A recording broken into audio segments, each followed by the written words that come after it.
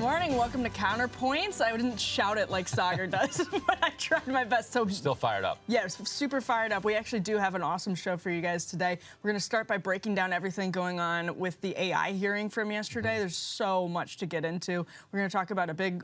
We got elections from Turkey to Kentucky and everywhere in between. Some L's for Ron DeSantis, some wins and losses for Bernie Sanders, a couple of wins for Mitch McConnell. We'll get into the whole thing there. We got an update on debt ceiling talks. Yeah, there were elections last night. There were debt ceiling talks yesterday. We've got some crazy new allegations to talk about when it comes to Rudy Giuliani. Elon Musk did an interview on CNBC and is being subpoenaed by the Virgin Islands in the Epstein JP Morgan case. Ryan, you had a scoop this week that you're going to break down for us on Turkey. Oh, yes. It's going to be wild. good. It's a wild one. And then I'll be breaking down the Durham report, and then the one and only Ken Klippenstein is here. Right. Ken has a new scoop on the kind of disinformation industrial complex and a new agency that he uncovered. He's finding, these are like mushrooms in a cow field. He just keeps finding new ones. It's an Easter egg hunt. Yeah. Like, Ken, just how many agencies can he find in the Pentagon? Yes.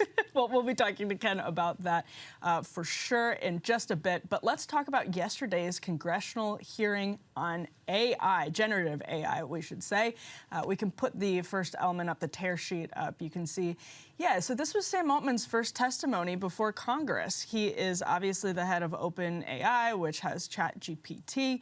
So it's a big deal that he came and was grilled by the Senate Judiciary Subcommittee on Privacy and Technology. He had all kinds of what I would probably describe as like juicy quotes, things that, this is why he's in front of the Senate testifying. So let's start with the first of those. We'll go with A1 here. Look, we have tried to be very clear about the magnitude of the risks here.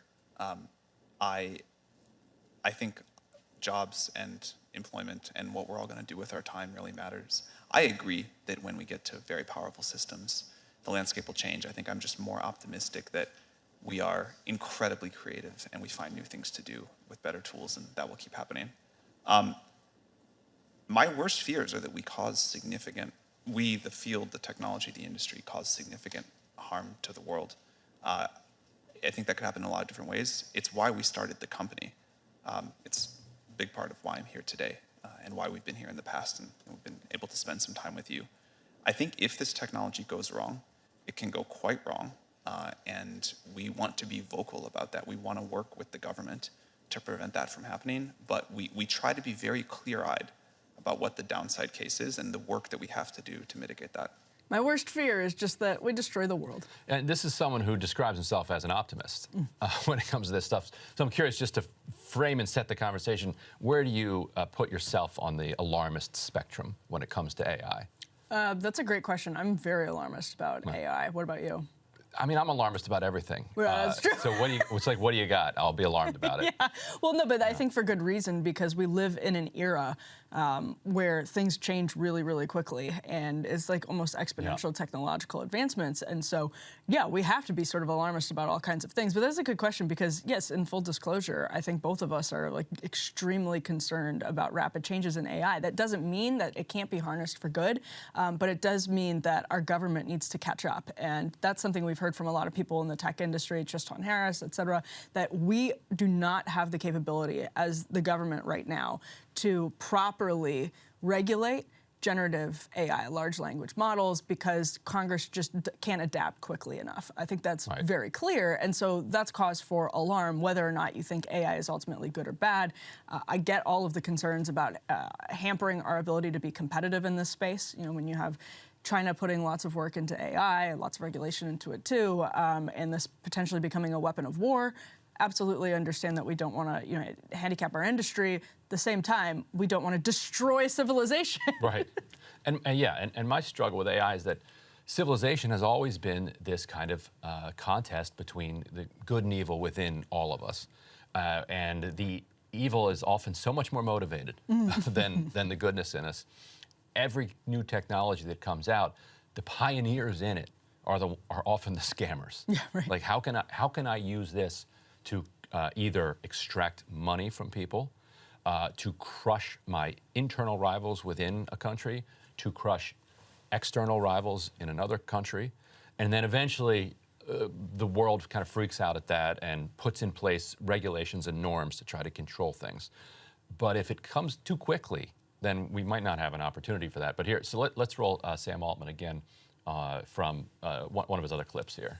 I believe that there will be far greater jobs on the other side of this, and that the jobs of today will get better. I think it's important, first of all, I think it's important to understand and think about GPT-4 as a tool, not a creature, which is easy to get confused, and it's a tool that people have a great deal of control over in how they use it. And second, GPT-4 and other systems like it, are good at doing tasks, not jobs.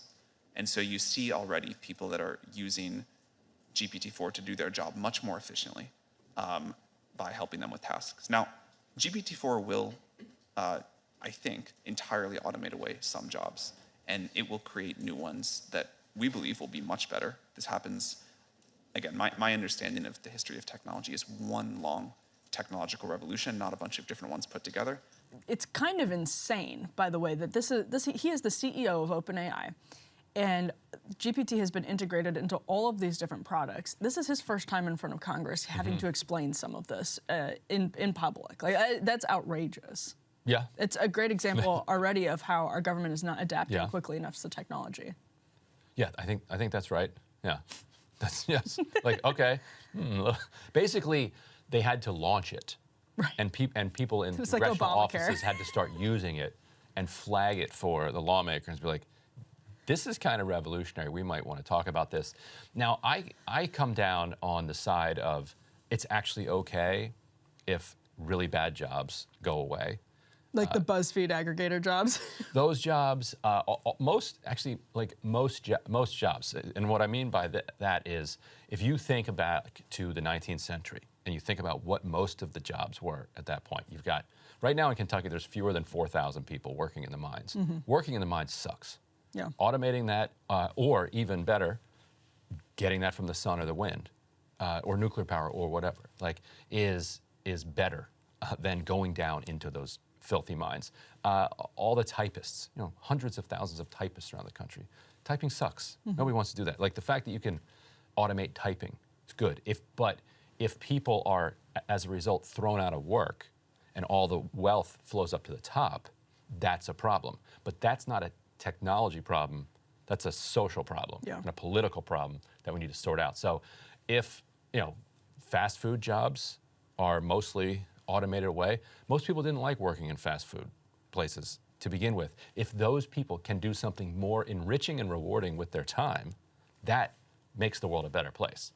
If those people are immiserated and thrown into poverty and made vassals of some techno state, then that makes things worse. But that isn't the fault of the AI. That would be the fault of us. Well, or it can be the fault of AI for moving too quickly. Sure. Yeah. Right. So that's him on jobs. Speaking of moving too quickly, that's him on jobs. By the way, after people's jobs have already been lost to AI, again, this is his first time in front of Congress, and these jobs have already been affected. Let's hear what he has to say about elections. We can go and roll the next element. Mr. Altman, maybe you can help me understand here what some of the significance of this is. Should we be concerned about large language models that can predict, survey opinion, and then can help organizations, entities fine-tune strategies to elicit behaviors from voters? Should we be worried about this for our elections? Yeah. Thank you, Senator Hawley, for the question. It's one of my areas of greatest concern, the more general ability of these models to manipulate, to persuade, to provide sort of one-on-one interactive disinformation. I think that's like a broader version of what you're talking about, but given that we're going to face an election next year and these models are getting better, I think this is a significant area of concern. I think there's a lot of policies that companies can voluntarily adopt, and I'm happy to talk about what we do there. I do think some regulation would be quite wise on this topic. Some regulation would be nice. So, what he's talking about here, basically imagine a bot program that you can deploy at scale and that appears to be real people. We have seen attempts at that, for years. Whether it's like from that little Russian agency, trying to like mess with Bernie Sanders supporters in a Facebook thread. What he's saying is, exponentially advance that to a place where people believe it. And I think that that means basically the end of social media, like end of mass social media. I think you'll have Discord servers, smaller social media sites where you're interacting with people who you know are real.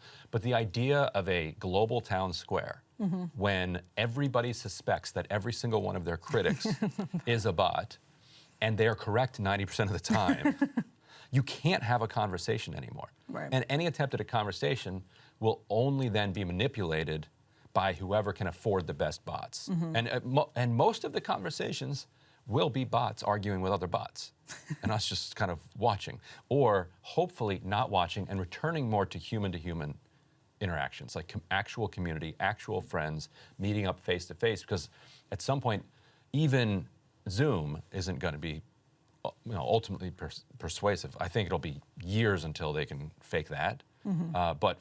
But you're going to need to kind of look in the eye of another person to know that you're having an actual conversation with a person. Right.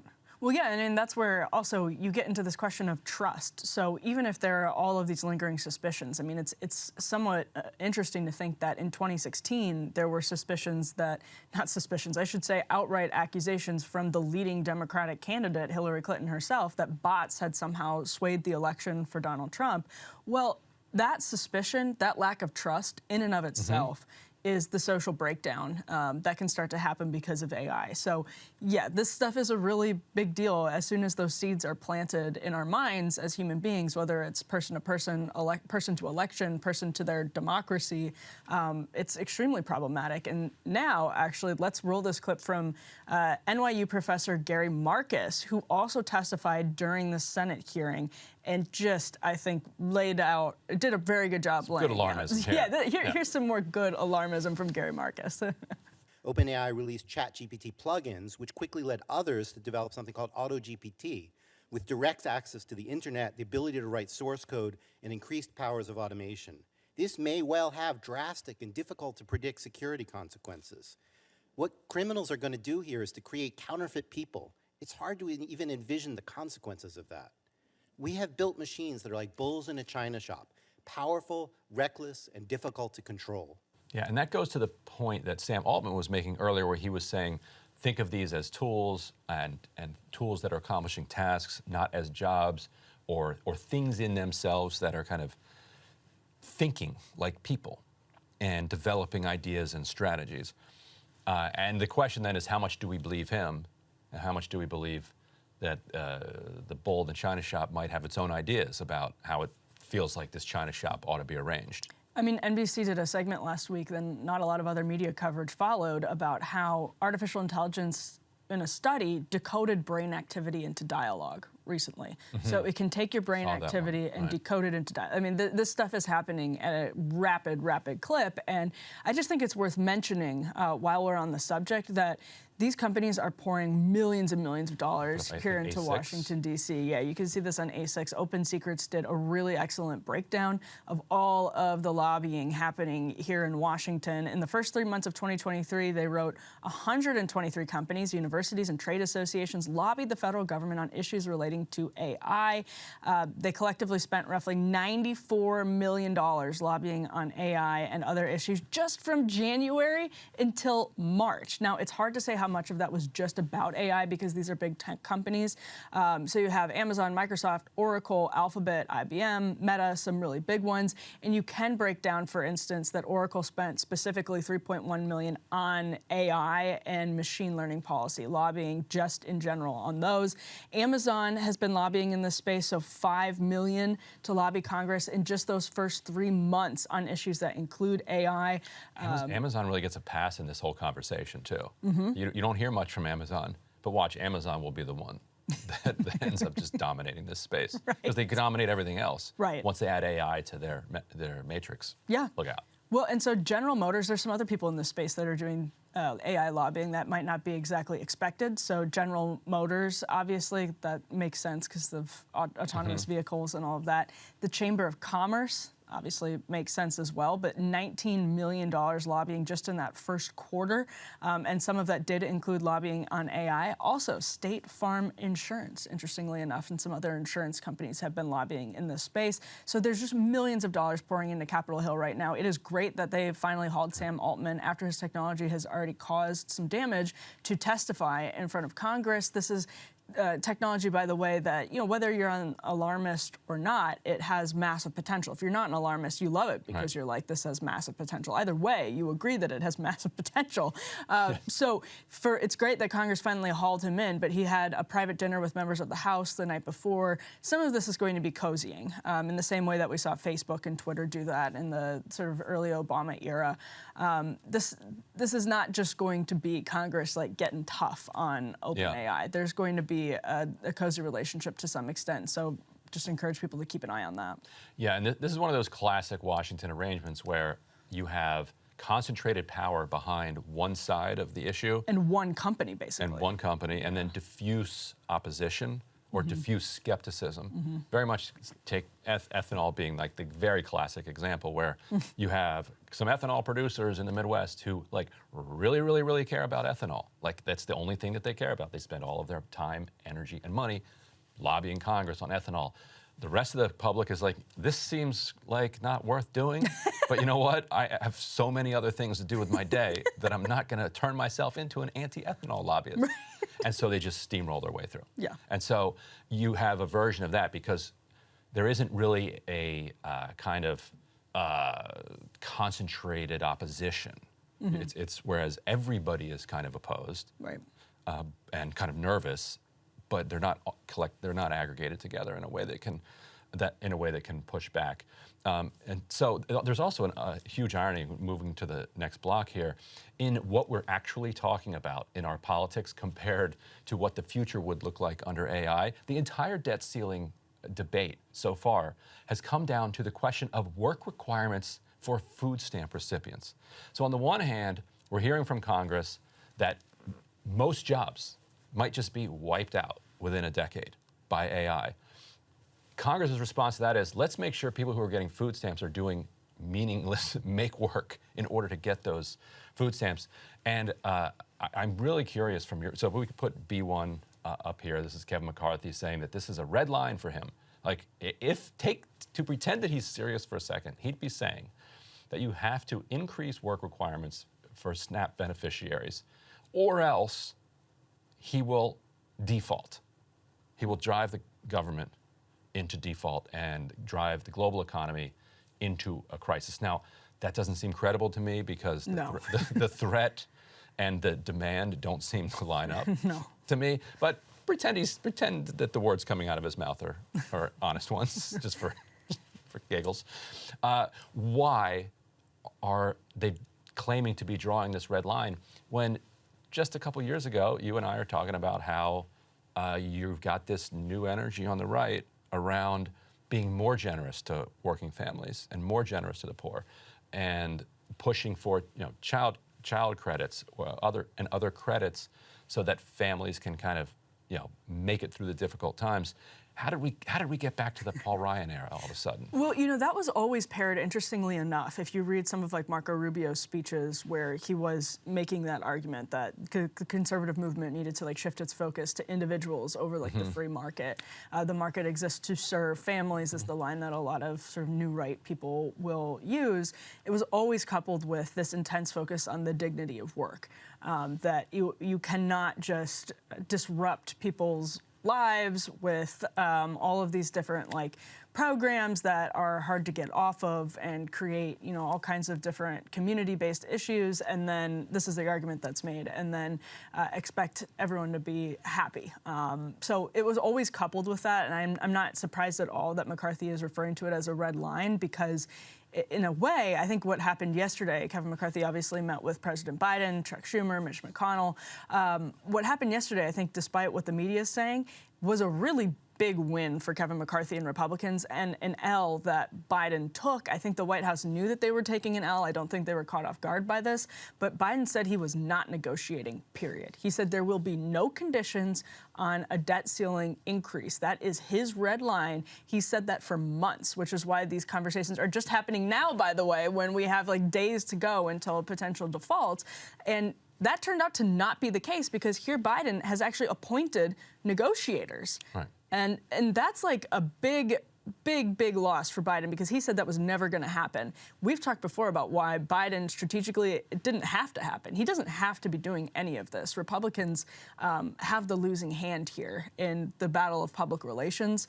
But I think that's why Kevin McCarthy is saying this is his red line, because he feels like he's in a stronger negotiating position right now. So he can say, something that obviously is out of whack proportionately is his red line. I think it reflects, actually, that he feels like he suddenly has the upper hand. Yeah, complete clown show from the White House, because on the one hand, they said we are absolutely not negotiating on lifting the debt ceiling. And on the other hand, they said we're not going to take any creative action in order to push past the debt ceiling if we get to it. Like, we're not going to look into minting the coin. We're not going to explore the 14th Amendment. That would be a constitutional crisis, although he started hinting at it more recently. But earlier to have taken those all off the table, said, well, then your only option is to work with the House. Right. If you're not going to negotiate and you're not going to do anything creative, then all you can do is just rubber stamp the House bill, which you're not going to do. So it was a completely incoherent response from the White House. The way they're trying to pretend that they're not negotiating, but they keep slipping a little bit, is they say, we're negotiating the upcoming budget deal. Yeah. And also there's this debt ceiling thing on the side, which we assume that once we reach a budget deal, they will agree to lift the debt ceiling, but they will be doing that on their own, not through any result of any negotiations. But then Biden, in shorthand, will refer to it as like debt ceiling negotiations or something close to that. So it's like, nice try there. So here's Kevin McCarthy, by the way, outside of the White House after the meeting yesterday. This is B2. The great thing about that question is we've already have taken default off the table, because the House Republicans passed a bill that raised the debt ceiling, limited our future spending, saved taxpayers' money by being able to pull back unspent money and waste, and actually grow our economy by making our economy stronger and helping lifting people out of poverty into work. And so those are the parameters we'll talk about. So yeah, the McCarthy quote is, when you're talking about work requirements, remember what we're talking about, able-bodied people with no dependents, it's 20 hours. Biden says, quote, I voted for tougher aid problems, that's in the law now, but for Medicaid, it's a different story, and so I'm waiting to hear what their exact proposal is. Then the White House comes in with a tweet that says the House Republican wish list would put 1 million older adults at risk of losing their food assistance and going hungry. Rather than push Americans into poverty, we should reduce the deficit by making sure the wealthy and large corporations pay their fair share in taxes. So you can see how the White House kind of steps in to say, we're not negotiating on this. John Fetterman then swoops in as well. Yes.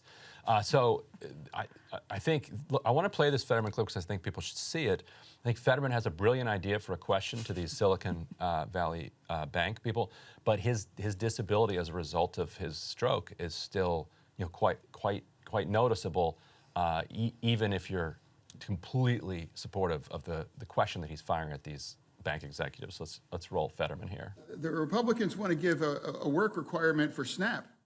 For a hungry family has to have this kind of penalties or some kinds of working required. Shouldn't you have a working requirement after we sell your bank with billions of your bank? Because they seem to be more preoccupied than SNAP and requirements for works for hungry people, but not about protecting the taxpayers, that will bail no matter whatever does about a bank to crash it. I mean, I love the idea, but you have to kind of like slice through there to kind of get to the idea. But basically, as you could tell, I think from that, he's saying, why don't the rich have to suffer the same indignities as the poor do?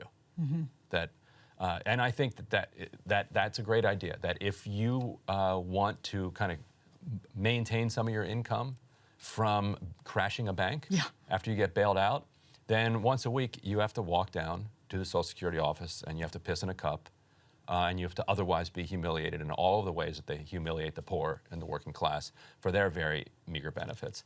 But clearly, Fetterman's still got a ways to go in his recovery. Yeah, no, it's tough to watch, but I love the question, and I'm all for it. I think what happened in 2008 sticks with a lot of Americans still, and the more we see SVB and all of these different things happening, the more that I think that's going to be on people's minds. Yeah, and Elizabeth Warren and some other senators, might have been bipartisan, had introduced a bill yesterday that would claw back basically all income from bank executives, or maybe not all income, but all income above a certain threshold, within 5 years of a bank collapse. Which is, to me, should be a no-brainer and is a great way to reset incentives. I was going to say, that's exactly it. The incentive system is shattered, especially when you have JP Morgan just acting as our national bank and swallowing up different things. There are no incentives, basically, and there have to be incentives. So those conversations about guardrails, I think, are important. You actually would not even necessarily need legislation, and Gary Gensler, I know he loves to watch Counterpoints, so if he's watching now or if his staff is watching, the Dodd-Frank Act says that there can be no bank compensation that produces instability in the markets. And so that can easily be read as, if you incentivize reckless behavior on the part of bank executives, that can be banned through SEC rulemaking. And so you could easily then say, and you could hit private equity with this too, say, if your entire pay is based on a huge share of profits that you took from massive layoffs, you can't have that money. Right. Now, the company, if you think that that's the right decision for the company, fine. Go ahead. We're not going to tell you how to run your company, but we're going to say you can't take that worker's money. You can't take the pension money and put it in your own pocket. And so then if you want to make the decision for the benefit of the company, okay. Let's see. Now we're in the free market. Go for it. Yeah. But you can't just loot the company. I mean, these are like completely reasonable discussions. Anti-looting. Yeah, anti-looting. There you go. Well, we'll put the last element up here. Just to kind of put a cherry on top of all of this, the White House did confirm that Kevin McCarthy is going to be negotiating with two top Biden officials. Steve and Shalanda will represent us in talking with McCarthy about the budget and with the goal of reaching a bipartisan product that can pass both houses. Talking about the budget, not the debt ceiling. Yep, don't confuse these for debt ceiling talks. These are budget talks. Exactly to Ryan's point. They're trying to say budget, but you can see right there they are negotiating, period. They said they wouldn't. It's not just about the budget, it's about the debt ceiling. Everybody knows that. But that's an L for the White House, and I think if you're on the left or the right, you can see it. I don't think they were taken aback by the fact that they had to take that L, but they clearly did. And it's also an L for our imperial power projection, because Biden had been at a long-standing trip to Australia. Australians have been begging the United States to get into a kind of a tighter alliance with them as they're trying to counteract China and get all tough in that region. And Biden is now canceling the trip to Australia, which the biggest news in Australia for a long time was like, Biden's coming, the United States president's coming, we're going to do this, we're going to show him that, we're going to, it's going to be amazing. In Papua New Guinea, it was a very much anticipated trip. Yeah, absolutely, and necessary for our kind of imperial ambitions in the region. He's still going to do the G7 trip over the weekend, which Republicans were pressuring him to cancel, saying we have more important things to do at home. It's like, no, there's nothing more important for the empire than like sending the president out there to project power. Like there's a real disconnect in what it is that allows us to run the deficits that we run. Yeah. Let's move on to elections. Believe it or not, there were elections on Tuesday. We're getting into primary season, actually, from Kentucky to Pennsylvania. Ryan, you were paying attention to some of these races pretty closely. There's some interesting implications for the left. We can throw C1 up on the screen here. 538 did an article just saying, here are some of the races to watch. They were looking at the Jacksonville mayor's race, looking at the Kentucky Republican gubernatorial primary, which did have some interesting results. And then you have the moderate and progressive Democrats, as 538 puts it, facing off in the latest skirmish of their nationwide war for big city halls. You want to do Democrats or Republicans first? I said we do Democrats Let's first. do the Democrats first. So the partisan race was a special election in Delaware County, outside of Philadelphia, to decide control of the Pennsylvania State House of Representatives. whoever won it was going to control the House. It's a blue-leaning seat, but it was a competitive race. Heather Boyd, who was a Democrat, was even endorsed by Biden. Like, that's how significant it became. It's unusual for the president to come in and endorse in a state House election. Republicans were threatening that if they won that seat, and which would give them control of both the state House and the state Senate, that they were going to then put an abortion ban on, an amendment like on the ballot, which in Pennsylvania, I think that loses. There's Pennsylvanians who think that it actually carries. It's not clear exactly how that would have gone.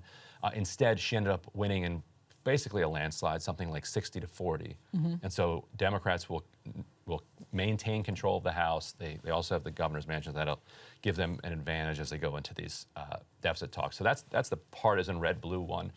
In the intra-Democratic stuff, you had basically three key races in Pennsylvania. You had a prosecutor race in Allegheny County, which is Pittsburgh. It was between kind of a tough-on-crime prosecutor and a criminal justice reformer, like a very reform-minded person. With the whole debate being about rising crime and trying to pin that on the left and defund the police, and the reform candidate wins, won in a blowout, knocked out the incumbent Chicago style prosecutor. Yes, a Chicago-style win in Pittsburgh. You then had basically the most powerful position in Pittsburgh is the Allegheny County executive, something like a $3 billion budget. That race was won by a DSA member, or a former DSA member at least, Sarah Imamurato, who was endorsed by Bernie Sanders, and who rose to prominence in Pennsylvania in 2018, running as a kind of co-DSA person with Summer Lee. Summer Lee running for the state Senate, Imamurato running for the state House. Both of them won these kind of shocking upsets that were overshadowed at the time by AOC and the rest of the squad winning their congressional races. But at the state level, I was like, oh wow, here's some up and coming energy coming out of the Bernie Sanders campaign. And now one of those is in Congress, Summer Lee, and the other is on her way to becoming county executive, because whoever wins the primary in Allegheny County is going to win. Whatever Democrat wins is going to win the general. Over in Philadelphia, the left took a significant loss. Oh, so that's interesting, just on the other corner of the state. Right, and this was also a race that was heavily about crime. You had Helen Gim running as the kind of left candidate. She had sort of quasi-endorsed Minnesota's, what do you call it, recreation of its police force that went to the ballot after the George Floyd protests. So you have a serious reformer running against basically an Eric Adams style candidate who said she was going to hire more police officers, and she's going to bring into effect what she was calling constitutional stop and frisk. So extremely clear contrast. Now, she had the backing of the building trades unions, which are extraordinarily powerful in Philadelphia. There was an enormous amount of super PAC spending attack ads against Helen Gim. And so the combination of those things had her finish in third place even. She didn't even finish in first place. But I also think it shows the limits in some ways of the left when it's unable to bring in black working class voters. Right. And Brandon Johnson was very much able to do that in Chicago. Helen Gim, who's not black, was not able to do that. Like if you look at where she lost in heavily black neighborhoods, she was kind of wiped out. And the left can't and really shouldn't be able to pull off victories in a way like that. Because if you're not pulling in that coalition, are you then really going to be able to bring about the fundamental change that you need? So that was their shot. Helen Gim had been counsel at large, so she had already run one citywide, and so that was kind of Philadelphia left's best shot, but came up significantly short. So a mixed bag. And it's kind of interesting on the Republican side. The Kentucky gubernatorial primary, Republican primary over in Kentucky had some interesting results. We actually have a little audio to play here. Let's roll that. This is Ron DeSantis, who jumped into the race, actually really at the last minute, like 24 hours before it was, before the race was over, to endorse and do some robocalls for one of the candidates, Kelly Craft, who ultimately lost to Daniel Cameron. You may remember he gave a kind of barn-burning RNC speech back in 2020 that got a lot of media attention that Republicans were really happy with. Here's what DeSantis said on behalf of Kelly Craft. Hello, this is Governor Ron DeSantis coming to you from the free state of Florida. You've had a woke liberal governor who's put a radical agenda ahead of Kentuckians. The stakes couldn't be higher. I know what it takes to stand up for what's right, and Kelly Craft's got it. She's proven it. I'm strongly encouraging you to go out and vote for my friend Kelly Craft. Well, Kelly Craft lost to Daniel Cameron, who's the current... Yeah, she was, I believe, Trump's UN ambassador for a couple of years towards the end of his presidency. Daniel Cameron is the Attorney General of Kentucky, one of the most prominent, I would say, black Republicans in the country. He's sort of a McConnell protege. That's how the media likes to describe him. And he is... cleared the field, won an easy victory, which I think people expected. I will say the reason I think it was Ted Cruz and Ron DeSantis both got into this race. I'm almost certain it's because they share a consultant with Kelly Craft. I think Axiom Strategies' Jeff Rowe were probably involved in all of that, which is often how it happens. People say, like, why the heck is Ron DeSantis wading into this weird, like, primary race at the last minute? What possible benefit is in it for Ron DeSantis? Well, I also pulled Kelly Craft's FEC record. She did donate to Ron DeSantis, like 10 grand to Ron DeSantis, maybe not in total, but she had at least one 10 grand donation to a DeSantis PAC. So there's that too. But I think it's one of those things that was probably organized by a Beltway consultant. Does that hurt the consultant? Like, next time the consultant goes back to Cruz and DeSantis, I got a horse you got to get behind? Or is it like, look, she's going to lose by 30 points, but just do this favor for her and she'll give you money? You know, I think the DeSantis-Trump feud right now is getting so bitter. Because normally I don't think it hurts the consultant at all, because it's just perceived as business as usual in Washington, D.C. This is what you do. It's the horse trading, you know, it's how things go. But I think in this case, because it's such a bitter feud, it could definitely come back and be like, well, what are we doing here? Like, why is Ron DeSantis extending his credibility in ways that he can't really afford to in such a tightly contested presidential race? Obviously, Ron DeSantis is not formally in the race yet, but obviously is heading that direction. The other thing I think is worth mentioning is the Jacksonville mayor's race, which actually flipped from a Republican incumbent to now the first female mayor, I think, of Jacksonville, who is a Democrat.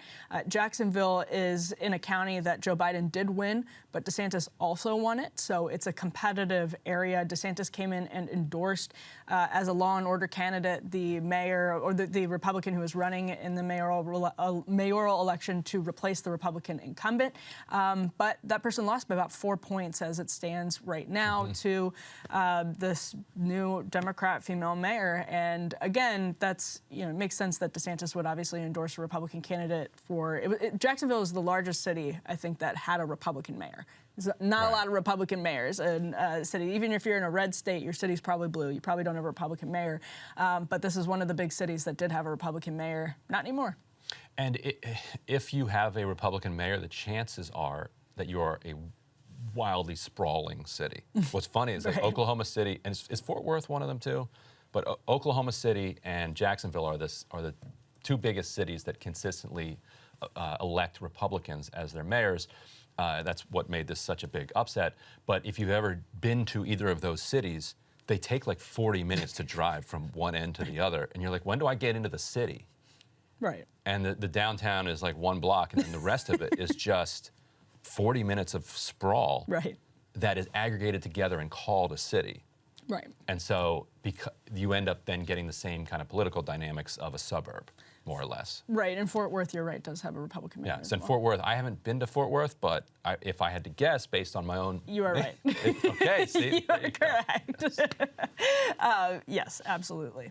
Let's move on to the allegations against Rudy Giuliani, very serious allegations against Rudy Giuliani. I'm reading from a Politico article here. A former employee of Giuliani's is suing him for $10 million over allegations of sexual assault and harassment, wage theft, and, quote, other misconduct, including several instances that were recorded, according to a complaint filed Monday. Noelle Dunphy, the employee bringing the lawsuit, was hired by Giuliani in January of 2019. She said it was an opportunity that was, quote, too good to pass up, but then that the offers were, quote, a sham, motivated by Giuliani's desire to, quote, pursue a sexual relationship with Dunphy, and the abuse began, quote, almost immediately, she alleges. This is a 70-page filing. It has multiple accusations of sexual harassment, sexual assault, including, as Politico says, accusations that Giuliani forced Dunphy to perform oral sex on him in his Upper East Side apartment.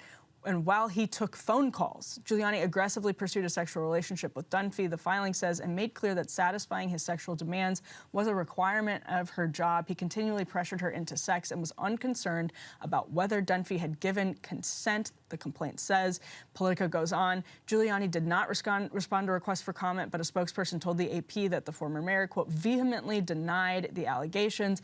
Now, I think I want to also mention that with all of the sexual stuff, he also, in the filing, is accused of going on, quote, alcohol-drenched rants that included sexist, racist, and anti-Semitic remarks, and there are recordings of those, according to the recordings filing. are the podcasts and the TV, there are those. the TV shows where he would do those live. Yes, I believe that there are recordings of those. They're on YouTube, probably. Well, if you see them in public, imagine in private what those recordings could potentially in be. private. Like the lawsuit included footage from that Borat film, where he's, everybody's seen this one, I'm sure, where he's lying on a bed and saying that this is basically a recreation of what he was doing with her on a regular basis. The big debate that I've seen about this is Giuliani more wretched than people thought, or is this expected from Giuliani? Like that seems to me to be the only question that's left open by a lot of this stuff, except for the kind of sideways allegation of a major crime that involves President Trump that hasn't gotten much attention, which I think says a lot about our politics as well. She alleges that Rudy Giuliani and Trump were selling pardons for $2 million and that they were splitting the money. And he said to her, if you know anybody that needs a pardon, that's what it costs. Send them directly to me. Obviously, do not go through the pardon office because that creates a paper trail. We're just going to do this back channel. And the thing here is, A, that's the most believable allegation you could ever possibly come up with. B, Rudy Giuliani is the least credible witness in any case. Is he just saying something because he thinks it's going to impress his assistant? Right. Or is this a real thing? If it is, it seems like it would be the easiest thing to prove. All you have to do is find $1 million transactions, $2 million transactions moving around between Giuliani and Trump and people who got pardoned, because we know who got pardoned. I think that's the thing is with Rudy Giuliani, especially if he's going on, what's the exact quote here, alcohol-drenched rants. Is he spinning his wheels on his own? It seems unlikely to me that Donald Trump, whatever you think of him, would be dumb enough to put a $2 million price tag on a bribe and then say, Rudy, go sell these. It sounds more plausible to me that Rudy was just selling these because he's clearly been, I think, impaired and ripping off Trump, too. Yeah, well, yeah, I think he's clearly been impaired by the disease of alcoholism. You can see it pretty plainly. It appears that way. We don't know him. We're not in his head. We're not personal acquaintances or friends of Rudy Giuliani, obviously. You could probably call him and ask him. You could definitely call him and ask him. But you can see it pretty plainly in public, what appears to be constant impairment from alcohol in public spaces, and to the extent where he doesn't have a lot of control over what he's saying. I think Rudy Giuliani has undergone a pretty tragic arc. What an incredible arc, yeah. Yeah, just an incredibly tragic arc happening before the public. And now other people apparently were caught up and are damaged, collateral damage in that journey that Rudy Giuliani has been on. And so as this goes to court, as this is litigated, I expect we will learn more and more about these allegations. I expect we'll have pretty good, if there are recordings, we'll have the Borat recording is actually kind of interesting because the media took some out of context framing that was served up to it on a silver platter by Amazon, and then when you watch the full thing, it was like, I mean, Rudy Giuliani's clearly not in a good state of mind, but what you're saying it isn't exactly what it is. So who knows what the deal is with these recordings, but if they are coming out so aggressively in this filing and they say that the recordings exist, that leads me to believe that they probably have something there. So this could go in a pretty bad direction for Rudy Giuliani. Yet, in 2 years, he could be best friends with the President of the United States. And remember, he's at the center of the Hunter Biden laptop story. And so there's all kinds of implications, not just for Trump, but for like American politics, period, as we get closer to whatever the truth is about Rudy Giuliani's both personal and professional life here. There's a lot of stuff actually on the line, whether it's bribes, more allegations about what it was like being in Trump's orbit, more allegations about somebody who was in Trump's orbit, perhaps acting on behalf of the president or not, but perhaps acting on behalf of the president, saying ridiculous things. And Rudy Giuliani, what's the timeline? How does it mesh up with the laptop timeline? Because Rudy Giuliani is the guy who had the laptop. Sure was. Yeah. All right, so we got some more conspiracy fun. Right? Well, let's talk about Elon Musk and conspiracies that Elon Musk is once at the same time dispelling and then dispensing. Dispensing, yep. Right. Elon Musk actually, just this week, we can put E1 up on the screen. He's been subpoenaed in the Jeffrey Epstein suit that is being brought by the Virgin Islands. So if you haven't been following this, basically the Virgin Islands is in a lawsuit against JP Morgan because they believe JP Morgan was enabling the Epstein sex trafficking operation, essentially, that JP Morgan knew that the bank knew he was engaged in this kind of conduct and was enabling it by giving him access to the banking services. They deny, JP Morgan denies that it had any knowledge of Epstein's crime, but the Virgin Islands is basically saying, as Reuters puts it, that they missed red flags about Epstein's abuse of women. Now, a Monday filing in U.S. District Court in Manhattan hit Musk and said that he may have been referred to JP Morgan by Epstein, so they subpoenaed him for records related to this. Musk says, quote, "That cretin," referring to Epstein, "never advised me on anything whatsoever." He put out this tweet. You can see it on the screen. We just read that part of it. "The notion that I would need to or listen to financial advice from a dumb crook is absurd. JP Morgan let Tesla down 10 years ago despite having Tesla's global commercial banking business, which we then withdrew. I have never forgiven them." The tweet ends. Ryan, what do you make of Musk's reply here, and what do you make of the move by the Virgin Islands to subpoena him? I mean, it does seem like a fishing expedition on the part of the Virgin Islands, but there's plenty of evidence that they did know each other and go around in similar circles. If you remember, back in 2020, it was reported that Epstein was trying to get close to Elon Musk, and to do so, he set his brother up, Musk's brother, with Epstein's former girlfriend. And also was given a tour of the Tesla, the SpaceX facility out in Hawthorne, California in 2012. So that's Epstein after his conviction touring a SpaceX facility. He also had some type of Musk went to his mansion at one point, but Musk claimed that he went there only for like a half an hour in the middle of the day because his then wife wanted to do research for a novel. Musk said that he was, quote, obviously a creep of Epstein. He also had, I think, he attended a dinner organized by LinkedIn founder Reid Hoffman.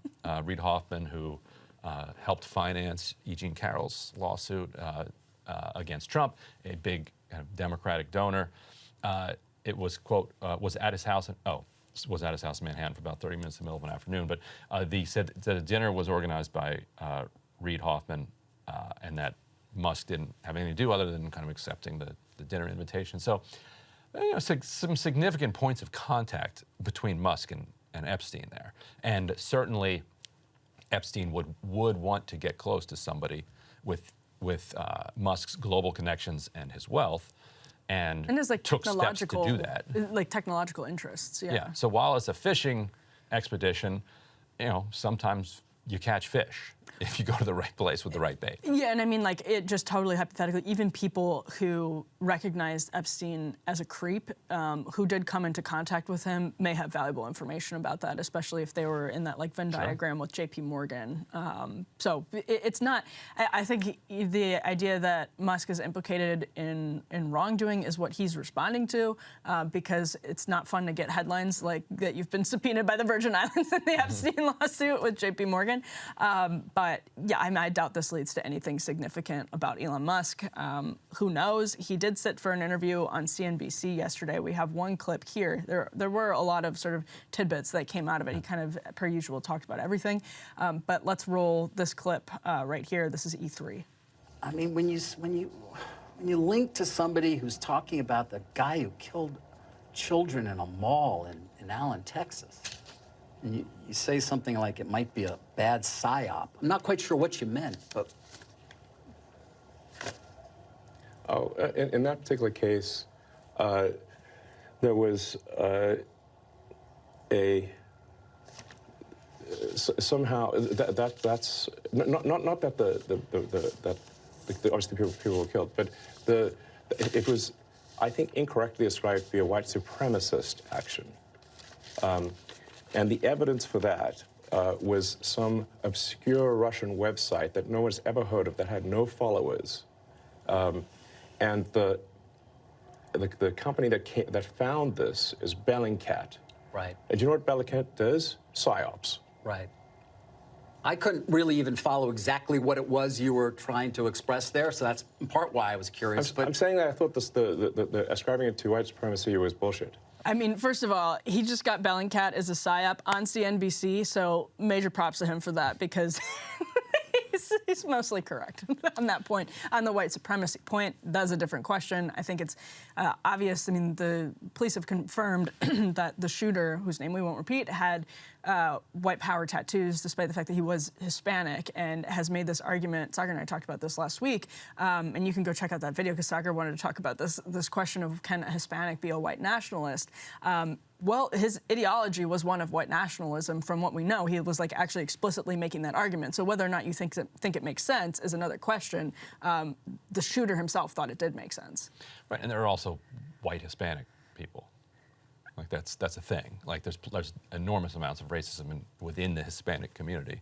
So that is, certainly could fit too. But this seems glommed onto more of an American version of it. But right, so I think what's interesting about this is Musk is disgusted that there could be some conspiracy theory about him when it comes to Jeffrey Epstein, but is willing to throw out a much, much more ludicrous conspiracy theory that So to try to explain what he's saying there, because the interviewer was clearly deeply confused. Well, and I think Musk was sort of confused too, because I feel like he shoots from the hip. Like, first of all, every time we talk about a Musk clip, I think it's the same thing. Like, the guy seems completely, like, overworked and overtired, shooting from the hip. Like, he tweets about so much stuff every single day that there's no way he could be, like, completely versed in every story that he's weighing in on with this, like, massively influential profile. And I feel like he himself had incomplete information about this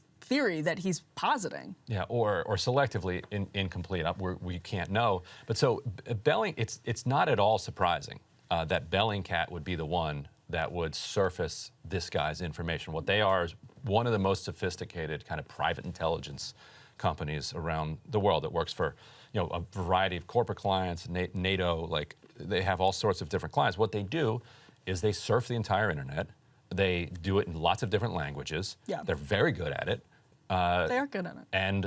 And it's not surprising that they would be the ones that first would land on this guy's profile. If you give somebody at Bellingcat, say, like, just a handle, like here's a guy's handle that he was using on Instagram, with a couple of clues, they'll be around the world quickly. Yeah. And the idea that a complete loner nut job was using a Russian-based forum should not at all be surprising. Right. Like, so that's the thing where Musk is saying, this doesn't make sense, therefore there must be a conspiracy.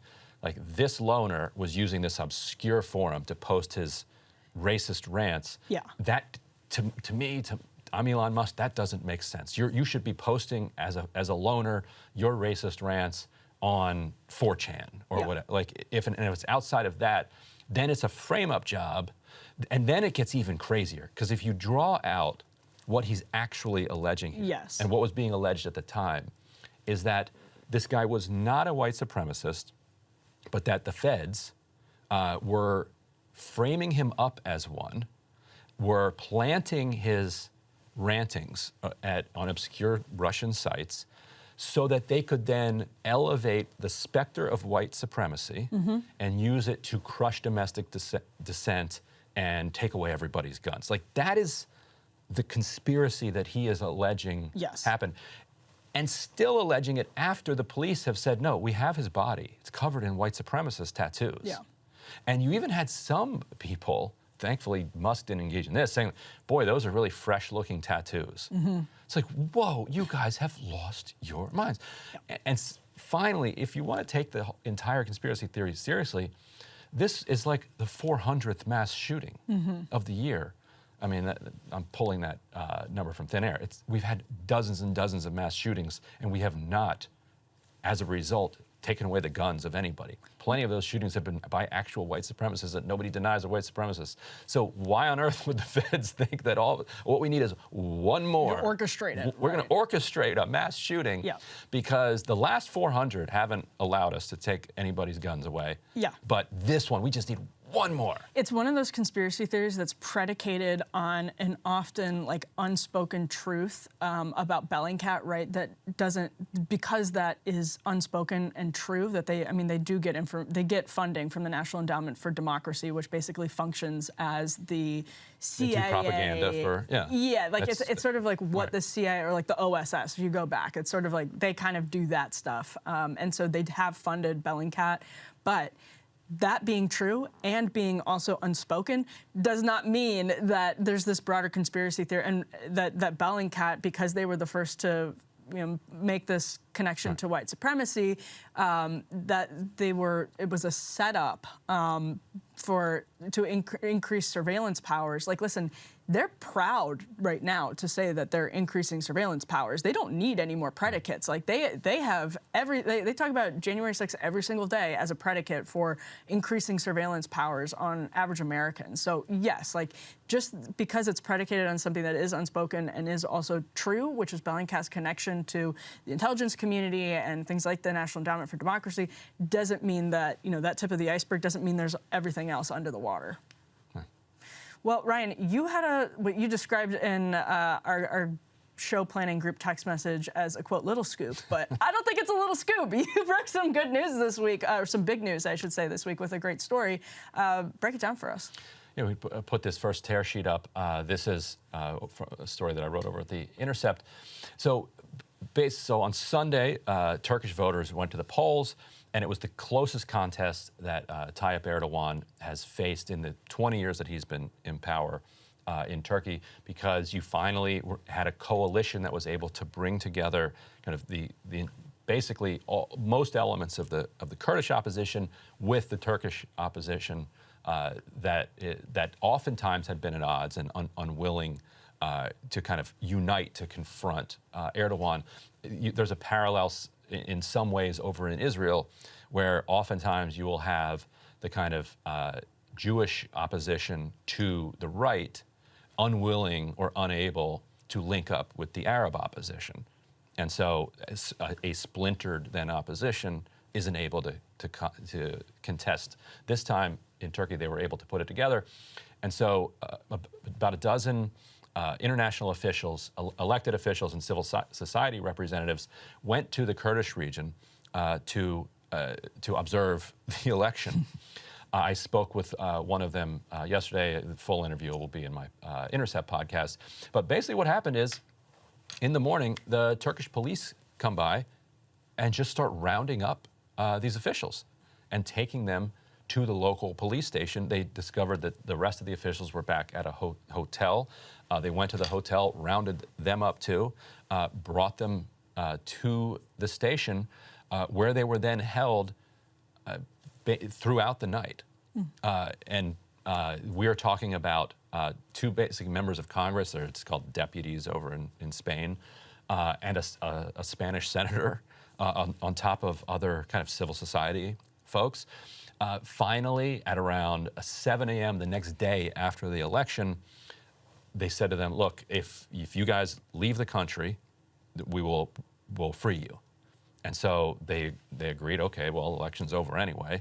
And so they were given a police escort to the airport, and throughout Monday and into Monday night and Tuesday morning, flown back to Spain and basically expelled from the country. Just rather kind of a doing it because I can do it type of situation from Erdogan, just a real flex of his power. And I don't think it's at all a coincidence that this happened in the Kurdish region, which is, which the deputy told me they were still seeing checkpoints everywhere as they're going through. It's like it's not the type of kind of free society that you and I would think of when we think of like a NATO country. So yeah, complete mess. But I also wanted to talk about what's going on in Yemen, because I don't think there's a whole lot to talk about with Erdogan. He is what he is. By the way, he fell under 50%. He outperformed polls, but he did fall under 50%. So there will be a runoff election on May 28th. He's favored to win that one because this guy that got 4% is a hard right-wing nationalist, and most of his people will probably go with Erdogan. But we'll keep following that. And his losing would have significant implications for the EU, for NATO, for the war in Ukraine, and for other things. But so I want to go over to Yemen, talk about this one for a little bit. So over there, as you guys know, because we've been covering this, the Iranian-backed Houthis and the Saudi-led coalition that have been battling them have paused hostilities for more than a year now. And after a détente between Iran and Saudi Arabia, which is brokered by China, peace talks have been making real progress, meaning a real end to the war is in sight. But the biggest risks to those peace talks continue to be the United States, which has staked out a position that says the Houthis should give up more territory and more concessions than they're currently offering. The U.S. diplomatic term for that is, in quote, inclusive government. All we want, we say, is an inclusive government. And by inclusive, they mean significant power for the Saudi and U.S. proxies that have been thoroughly beaten on the battlefield. In an inclusive government, apparently, to the victor goes just a little bit of the spoils. No victor, of course, would agree to that. So the U.S. plan appears to be to jam up negotiations for as long as possible in the hope that hostilities resume. The Houthis launch attacks across the border at Saudi Arabia. Saudi Arabia responds with a devastating round of bombing. And then the U.S. gets a nice chunk of territory in peace talks when they start up again amid all the rubble. Now, that's not only quite obviously evil, but it might not even work if the Saudi bombing campaign can't inflict the kind of damage it would need to set the Houthis back. After all, the war is now 8 years old, so it's unclear why another year of killing Yemenis would obviously change the calculus. Today, more than 40 Democrats, or perhaps tomorrow, led by Rashida Tlaib, are going to send a letter to the White House urging the administration to tell Saudi Arabia that if hostilities resume, there will be no U.S. assistance in the bombing, according to people who've seen the letter. Now, sadly, this whole dynamic is probably a window into how difficult it will be to end the war in Ukraine and how unhelpful the United States will be in those negotiations, since we seem to believe that our negotiating position can always be improved with just a little bit more killing, just a little bit more bombing. Making a peace deal requires painful concessions, and to both the Houthis and the Saudis' credit, they've been able to do that so far. And some of that has involved ceding territory to the Houthis that they seized by force. You can believe that's an unfortunate outcome, or it sets a bad precedent, but that's also how wars end. The U.S. posture, as usual, requires other people to take risks for us. The calculation for the Saudis now is how much risk they're willing to take for potentially no benefit. Have the Houthis' capabilities improved over the last year? Will they light up a refinery again, strike deeper into Saudi Arabia, cancel some glitzy affair with Davos types who don't like the sound of explosions nearby? Saudi Arabia is trying to transform itself into a leader on the global stage and wants to put this war behind it. And if they do launch a new bombing campaign, how much will the U.S. actually help? You may have noticed our intelligence forces and weapons makers are kind of busy lately. And so, as I was thinking about this, it feels. Have you seen Dirty Harry? You know that You Feeling Lucky punk scene.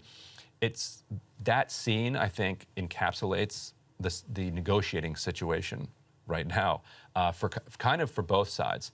Saudi Arabia is wondering, how many bullets do the Houthis have left in the chamber, and have they reloaded over the past year? And if they have, are they going to be able, with drone attacks, to strike key, deep into Saudi Arabia, disrupting this whole shift that they're trying to pull off into this kind of new world?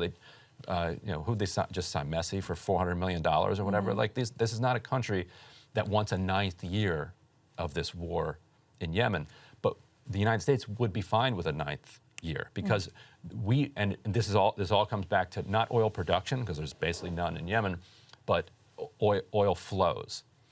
Recently you've had the Iranians getting aggressive with their oil tankers, and Yemen, controls or is nearby key oil routes. And so we want to make sure that our proxies have as much control over these oil routes as possible. And the way to get there, we think, is by starting up a bombing campaign again. And that requires getting hostilities to resume. But is that Saudi Arabia's interest, or is that our interest? And whose interests are going to prevail there? And that's the problem with these types of proxy wars. It reminds me a lot of an argument that you've been making over the last month or so about Ukraine. We hear all the time about the spring counteroffensive, et cetera, and then we can sit down. After the counteroffensive, we can sit down and maybe come to the table and talk about a potential peace deal. And it's like, well, we could actually skip the death and destruction and just go right to the peace deal. But when the incentives are such that you have different countries seeing the war as a proxy for different interests, then the calculus isn't as simple as just peace. The calculus becomes financial, it becomes geopolitical, it becomes all of those different things. And so you can't put the one interest that should be front and center, which is peace, which is an end to death and destruction. Right, and so that's what makes me so nervous about our role in ending the war in Ukraine, because if in a much smaller conflict, we've seen 8 years of slaughter, and we're still not jumping at the opportunity to end that war. Like the war has been paused. Iran, China, Saudi Arabia, the Houthis, everybody is in the room. They're talking about how this is going to end. The United States is the only involved party who is constantly throwing cold water on these talks. You've got Lunderking, who's the envoy over there, saying recently, peace is not going to happen overnight. This is long way to go here, and very clearly expressing real pessimism about whether these talks can get to an end, because it seems like the United States does not want the talks to succeed. And if we can't end an 8-year war after all of that suffering because we're trying to get a hold of a couple extra islands, how are we going to be a helpful partner in ending the conflict in Ukraine? Yeah, because we continue to say there is nothing short of regime change, or anything short of regime change, anything short of all of Ukraine retaining its territory is appeasement. That is the line from the United States government basically right now. We cannot be involved in appeasement. So you can see that when that's your insanely unrealistic starting point, the priorities are different than probably what they should be. So another 7 years plus to go over there. Otherwise, it's appeasement. Yeah. What's your point today? Well, I'm going to break down the Durham report. Now, a lot of people, if you haven't been following this closely, I completely understand. I personally don't love this story. It's just so convoluted and complicated. The Trump-Russia stuff is essential and very, very important, but there's so many different loose ends. And when people start talking about George Papadopoulos and Carter Page, my eyes admittedly glaze over a little bit. But it's an essential storyline to follow because it says so much about our government. It says so much about the elite perspective on average Americans. There's so many different things wrapped up in this one storyline. So if we could start by just putting the first element up on the screen, I really like this tweet from Li Fong. He says, FBI informants were unethically deployed post 9/11 to entrap and ruin the lives of ordinary Muslim Americans. The extreme partisan abuse of FBI informants in the Trump-Russia inquiry continues that trend. If Congress wasn't so broken/polarized, the potential for reform is clear. That's really critical. That's actually, I think, the crux of all of this, that at this point, you have even the FBI putting out a tweet after the Durham report came out saying, we have already, because of the problems identified in the report, taken corrective measures to ensure that some of the problems raised by John Durham wouldn't happen again. That's a concession of wrongdoing, pretty obviously. And the Durham report that came out this week essentially lays out the extent of that wrongdoing, the scope of that wrongdoing, and all of the nuances of that wrongdoing. But note, it's very important right now that even the FBI, which is defended vigorously, I should say hysterically, really, by people on MSNBC and CNN, where Andy McCabe is a contributor, and you're going to get Frank Figliuzzi on, immediately to break down, Andrew Weissman immediately on to break down all of the problems in the Durham report. Even the FBI is acknowledging that there were serious problems. And if you haven't been following the storyline closely because, like me, your eyes sort of glaze over when people start to talk about Carter Page and George Papadopoulos. Back in October of 2020, John Durham was appointed by William Barr, who was then Bill Barr, who was then the Attorney General in the Trump administration, as special counsel on the order of investigating the FBI's opening of Crossfire Hurricane. So that's the investigation into Donald Trump's potential collusion with the Russian government, his campaign's potential collusion, potential connections to the Russian government. At that time, now, John Durham, he's a longtime prosecutor in New England, has done some stuff with the mob. He's a registered Republican, but somebody who, even at that time, you have Democratic Senator Chris Murphy. He told CNN that Durham has a reputation for being, quote, apolitical and fair. He actually backed Donald Trump's decision to choose Durham as the U.S. attorney for that region. This is more from Chris Murphy. He's been a prosecutor in Connecticut forever. He's a law and order guy, tough-nosed, well-respected. If I were him, I wouldn't have taken this job, but he's got a reputation of being apolitical and serious. So he was appointed to sort of look into this. It became a criminal investigation, which is where Bill Barr appoints him to then serve as the special counsel back in 2020. So this has been going on for a really long time. About 2.5 years, Durham has been looking into this. He recommended, or he brought charges against 3 different individuals, one of whom actually did plead guilty. So you have Igor Danchenko, former Brookings Institute guy who was accused of lying to the FBI. He was acquitted. Michael Sussman, brought up on similar charges, also acquitted, and Kevin Kleinsmith, who did actually plead guilty.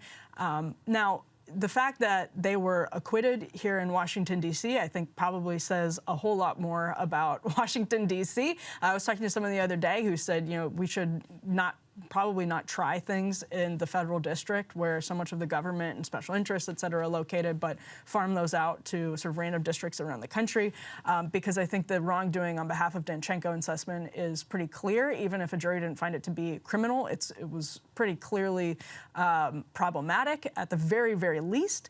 But you don't have to take, my word, a conservative for it, that the Durham report is damning. There are a lot of people like Lee, like Matt Taibbi, like Glenn Greenwald, that have followed this story for a very long time from the left perspective, people who were on the right side of these questions during the Bush administration when, I was a teenager at the very end of it and an actual child in the beginning of it. So I wasn't really old enough to be hypocritical quite yet. That's probably lucky for me because who knows where it would have been on those issues, but my side was on the wrong side of this for the most part, except for some of the sort of civil libertarian type people. So some of those folks who've been following these stories since the 9/11 era, the post 9/11 era, have been following the wrongdoing in the Trump administration. And here's from Susan Schmidt in Racket, which is Taibbi's excellent publication. I'm going to read this quote. According to John Durham, the senior FBI officials who ordered the probe did not look at the Bureau's intelligence databases or consult as experienced Russia analysts who could have told them that they had seen no information about Donald Trump being involved with Russian leadership officials, nor did they seek such information about Trump and Russia from the CIA, the NSA, or the State Department. Neither U.S. law enforcement nor the intelligence community appears to have possessed any actual evidence of collusion when the investigation began, the report said. That is a really key sentence you've seen some of the media pull out. Remember, neither U.S. law enforcement nor the intelligence community appears to have possessed any actual evidence of collusion, and they opened Crossfire Hurricane, started leaking details of it to the media in order to condemn a presidential campaign because they had partisan opposition to the president. Further, the FBI opened a full-scale investigation, quote, without ever having spoken to the persons who provided the information, Schmidt notes. So you can see there, Durham in his 300-plus page report actually contrasts the opening of Crossfire Hurricane with the way the FBI treated, for instance, investigations into Hillary Clinton. They were very cognizant that Clinton, as Peter Strzok say, might be the next president, and she might not be distinguishing between something that's DOJ and FBI and might just be coming down hard on the FBI. And so we can put up the second element here. This is some reporting in the Federalist. This is, I think, in the headline, you see it. Here's the headline. Here's everything the FBI deliberately ignored to get Trump and Russian collusion hoax, according to Durham. A lot of the media coverage of the Durham report that came out this week after 2.5 years of special counsel investigation has been downplaying the findings. They said he didn't get much. 2 of his prosecutions failed in court. There's really nothing new here. But I think what's essential to know about the Durham report and about his probe, where it's sort of investigating the investigators back in 2016, is that he is laying out what the FBI did not do. And you can see that in the quotes that Susan Schmidt pulled out for Racket. They did not possess any actual evidence of collusion. They did not seek out the Russia analysts or other intelligence information about Donald Trump's potential connections with Russia. They laundered essentially gossip from Christopher Steele's primary subsource, Danchenko, Christopher Steele himself, put it in the dossier that was funded by the Clinton campaign. The FBI knew that, and they laundered that and they turned it into this very credible information. They treated it like it was very credible information when it clearly was not. They seemed to have known that at the time. And so I think, again, that's what's really essential to know about the Durham report is a lot of it is proving what the FBI did not do. And he has quotes from people saying, oh, this is kind of thin, et cetera, et cetera. And so that's why, I think this whole thing is really a bombshell. The media has compared it to Donald Trump saying it's the crime of the century, that Durham is going to find the crime of the century, and because they don't think it lives up to the crime of the century sort of stuff, that therefore it's nothing, right? Like there's nothing new here, blah, blah, blah. No, this is a lot of information about what the FBI declined to do. So it's true that there's not tons of stuff about what the FBI did do, like active, et cetera, et cetera. It's a lot about what they did not do. And that stuff is huge, even if it's not, we've known about a lot of this because he tried 3 people in court. So it's definitely useful to see the full 300-plus page report. But because there were 3 trials, a lot of this has already come out, and we know that.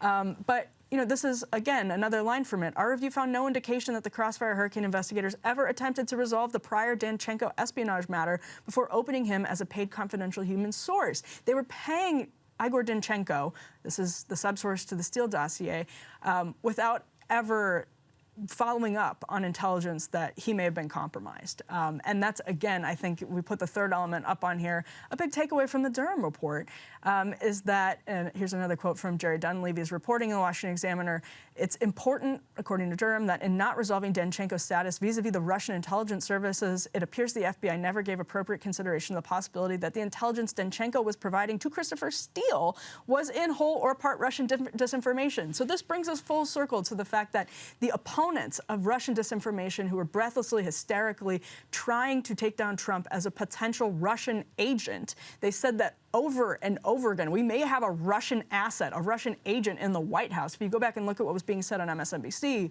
all the time, just really casually thrown around on Twitter, actually that in and of itself may have been Russian disinformation. It's like they were fighting fake Russian disinformation potentially with real Russian disinformation. And that is huge because it's not just a failure, it is partisan corruption of the FBI. We talked last week about the CIA potentially, or no, not potentially, clearly having been used in a partisan fashion to shut down the Hunter Biden laptop story in the signing of that 51 former intelligence official letter. The CIA was, as we talked about last week, getting people, it appears, to sign that letter from using their official capacity as the CIA to get people to sign that letter. That's insane. It's not without predicate, or it's not without precedent in United States history, obviously. The FBI building is literally named after J. Edgar Hoover, so it's probably no surprise that we see all of this stuff coming out from the American intelligence community time and again. But to just, again, go back to the point that Li Fong made in his tweet, there should be a real appetite for reform in Washington, D.C. There certainly is among the public, but we're not in the church committee era anymore. We look back on the wrongdoings that were uncovered by the church committee with a sense of consensus that this stuff was really bad. It's happening now before our eyes, and the media is actually cheerleading. They are actually cheerleading the intelligence community, helping the intelligence community, not just cheerleading them, but assisting the intelligence community by doing really sloppy and bad reporting and being openly partisan for the intelligence community over dissenting individuals, independent media. The FBI, Lee reported actually this week how they target vegan activists, but the media takes their side time and time again. And I think that's a really, really pessimistic, but rightfully pessimistic perspective. We are not in the church committee era, despite the fact that we are seeing very similar stuff come out of the intelligence community. And Ryan, I'll kick it over to you with that question. It just seems like there's really nowhere to go on this in terms of reform, in terms of Congress, in terms of oversight and legislation, despite the fact that even the FBI is conceding that there was wrongdoings. They claim to have corrected them. I don't know why anybody would trust that, but I just don't see this going anywhere. Well, Durham himself, I'm sure you noticed this part in the report, says, I don't really have any recommendations to change anything structurally or legally or process-wise. He says the process was kind of fine. It was just that you guys screwed up. And he says you need to go back to doing a better job. And as I was reading this, I was thinking of it from the perspective of an editor who is reading kind of freelance submissions or even submissions from our reporters. And we don't have the surveillance capacity or the manpower of the FBI and its related agencies, but it wouldn't have been hard for an editor to look at this Steele report and just kind of roll it back a little bit. Okay, what's your source for this thing here? It's this guy Danchenko. Okay, cool. Can we talk to Danchenko? And because sometimes editors who want to really push on a story to make sure it's firm will kind of redo some of the interviews and talk to folks. Look at some of the documents, make sure that they're presented accurately in the draft. Say, okay, can I talk to this Danchenko character? All right, so then you talk. Let's say, well, then if you can't talk to Danchenko, you're like, you know what? Then this is like 5 rows of hearsay. So we don't have anything to move ahead. Bring us something solid, and then we'll run it. If you do talk to Danchenko, you would have sorted out a couple of elements of confusion. There was this one tip where Steele thought that Danchenko had spoken to this Russian guy. Right. And Danchenko said, well, I actually never spoke to him. I saw him on YouTube, and I got a call from an anonymous Russian who I thought was him because his voice matched the one on YouTube. And he said, yes, I left Steele with the impression that I had talked to him. And so you can understand how all of this is working. Like, Danchenko has some type of relationship with Steele that's beneficial to him, so he wants to supply him the information that he knows that Steele wants. I'm sure he knows that Steele is working against Trump and working for Hillary. So it's like, well, here's some stuff. And then if you start poking on that, you'd be like, okay, not so sure about this Danchenko guy. Who else you got? I'm like, that's kind of it. it's kind of what we got.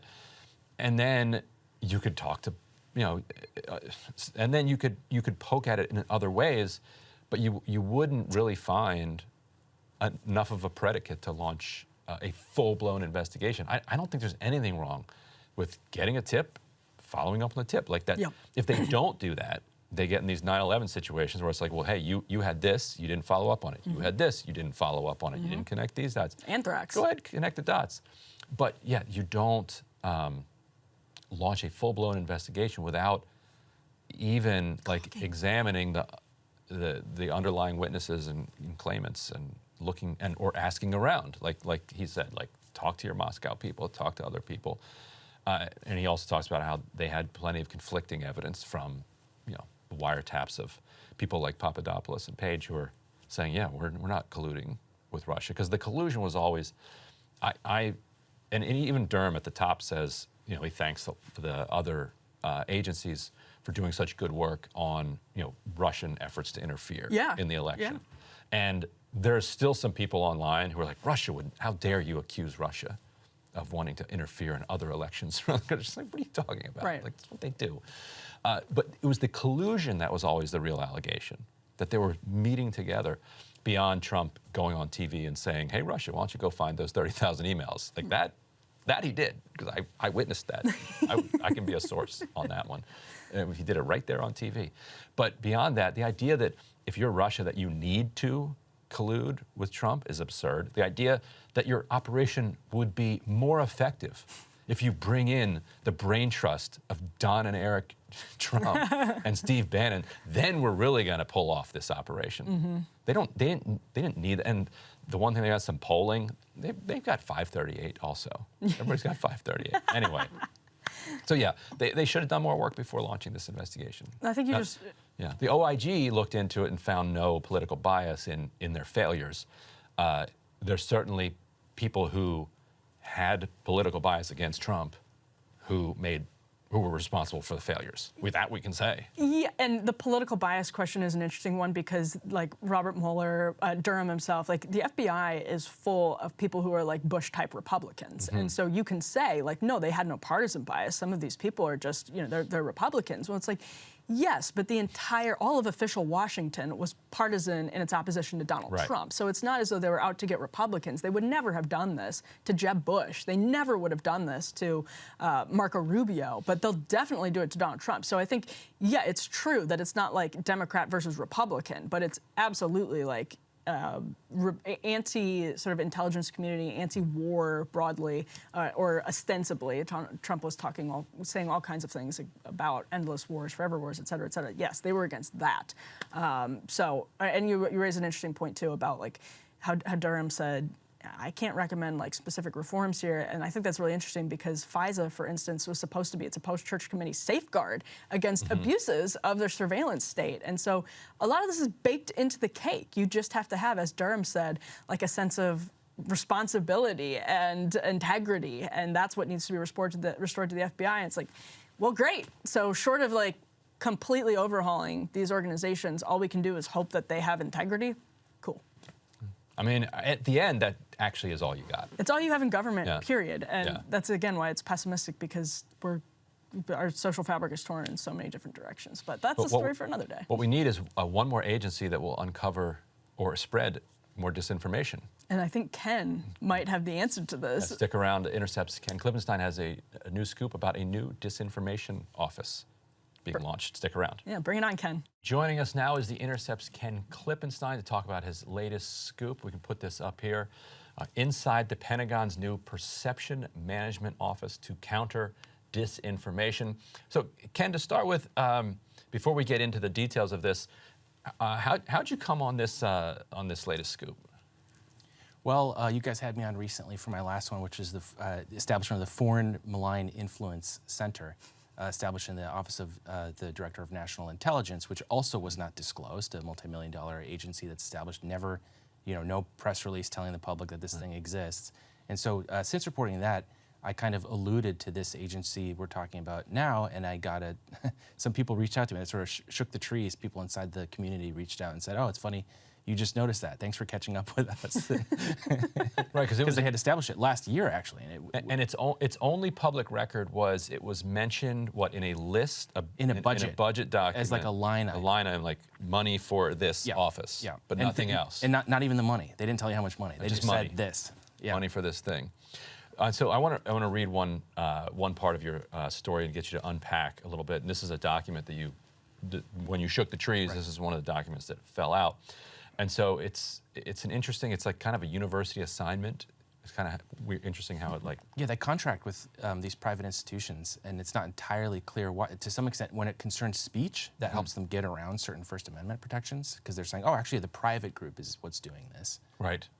And so the document says, let's say DOD wants to influence country A's leaders to stop purchasing a weapon system from country B, because we believe the continued purchasing might jeopardize DOD's military advantage in some way if the U.S. ever had to engage in armed conflict with country A.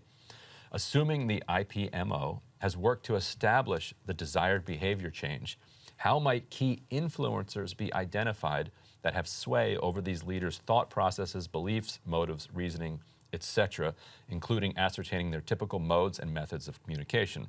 Thereafter, assuming an influence strategy is developed, how might the DIE or IC determine if DOD's influence activities are working, aside from waiting and watching, hopefully, that country A eventually stops purchasing the weapon systems in question from country B? So translate that. What is this office tasking itself with? Yeah, so as the name suggests, they're managing the perceptions of foreign governments and foreign nationals. But part of the concern is that in the age of the internet, it's really hard to limit the, public diplomacy is what they call it, but really it's propaganda.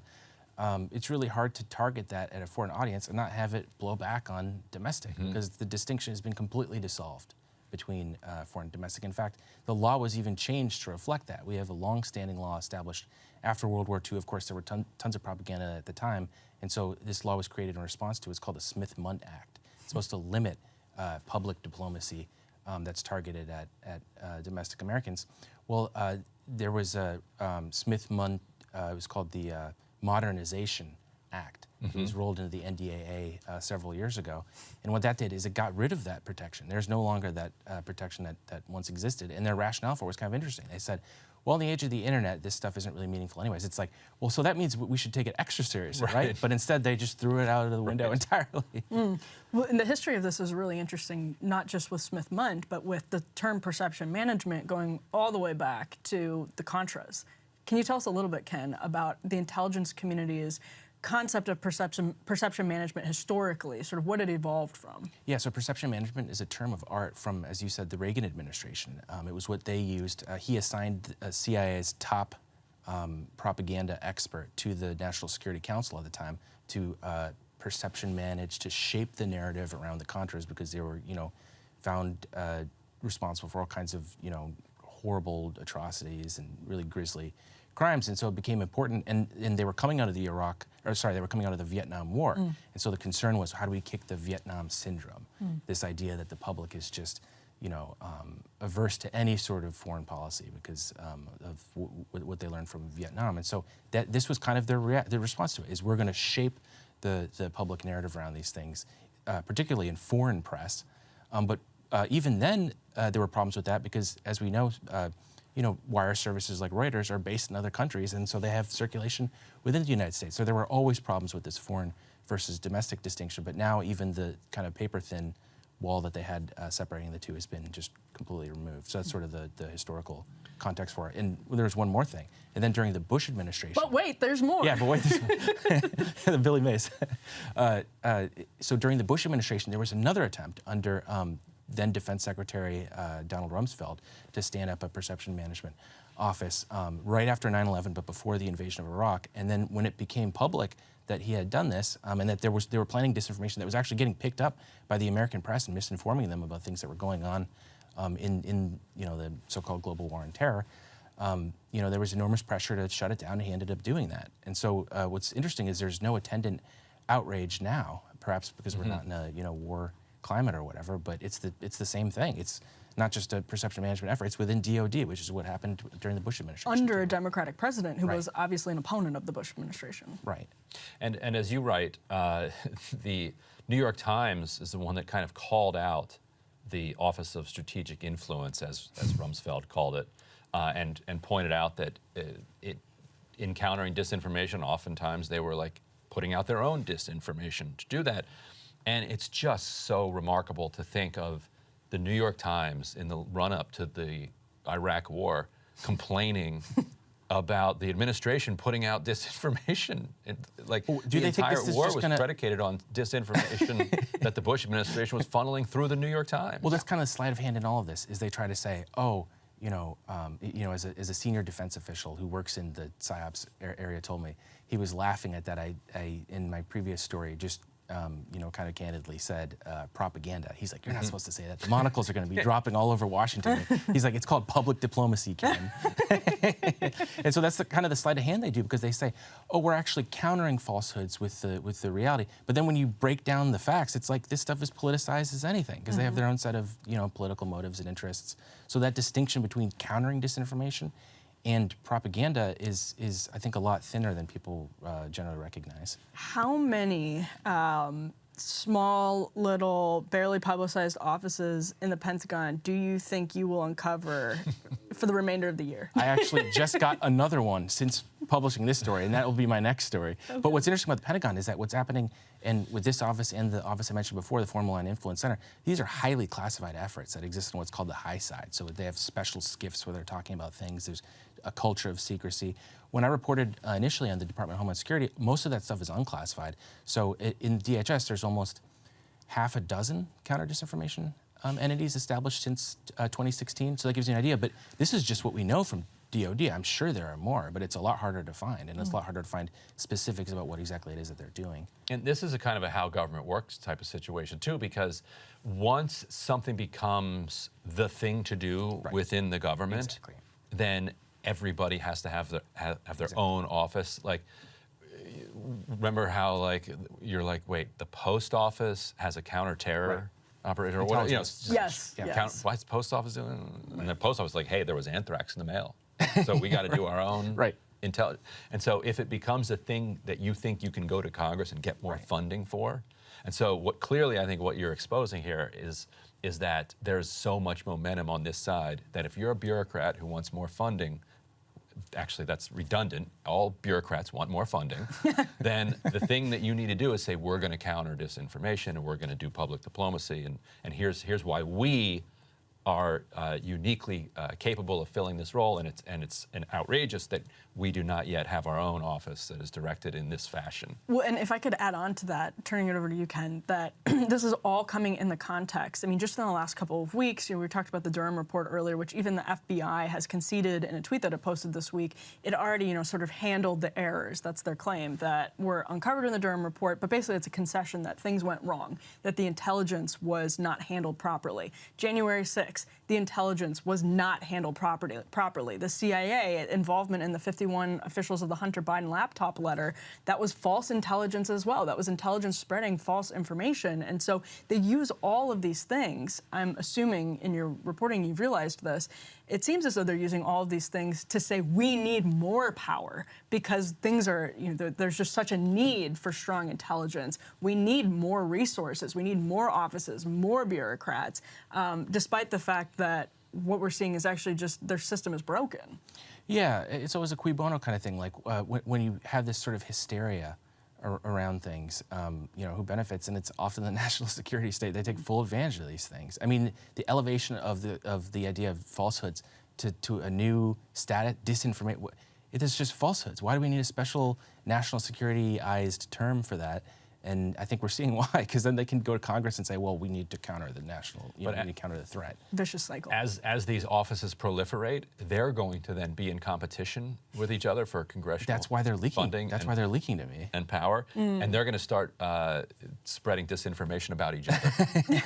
They absolutely. Well, that's what's extraordinary. So the That's where we're previous, at. the previous one, the FMIC that I reported on, came on to discuss with you guys about a week ago. That's just to orchestrate and coordinate between all the various. They don't even handle anything internal. This is like a top level effort to manage everything else. So it's like it never ends, you know. And the secrecy is just a windfall for them, because we're in the context of this debate about like cutting food stamps and how are we going to save money. And there's these multi-million-dollar agencies. The DoD is completely exempt from this. I mean, we can have a discussion like if you know, a certain number of people want to reduce the size of government. Okay, it's like, but shouldn't we talk about this $800 billion colossus? Front and It is center. completely out of the discussion. That's a great point. All right, well, I'm sure we'll have Ken back next week to talk about the newest disinformation. They're just like popping up like Easter eggs. Ken, thank you so much. You can check out Ken's story, obviously, over on The Intercept. We will be back next Wednesday with more Counterpoints. We're really looking forward to the new studio. We keep seeing teasers of it from Mac and Griffin, and man, it looks cool. Yeah, it's going to be good. It's going to be right over there. It's going to be right over there. It's coming soon, too, so We'll stay keep the tuned. bricks for like the tours that we give, right? Just for the nostalgia. Yeah. All right. Well, we'll be back next week with more Counterpoints. Thank you so much for tuning in. We'll see you then.